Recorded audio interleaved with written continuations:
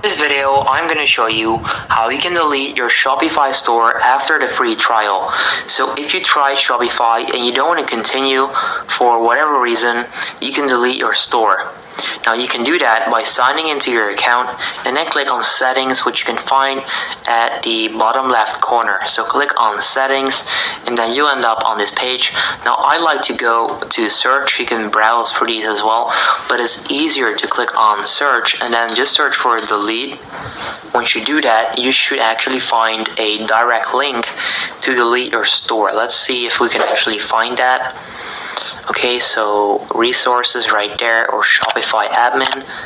Let's click on account settings right there. Okay, here we are. So you can then scroll down and you can then click on sell or close. So go all the way down, store status, then click on sell or close, and then click on close store right there. All you need to do next is enter your current password to continue, click on confirm, and that's it. That's exactly how you can close your store or delete your store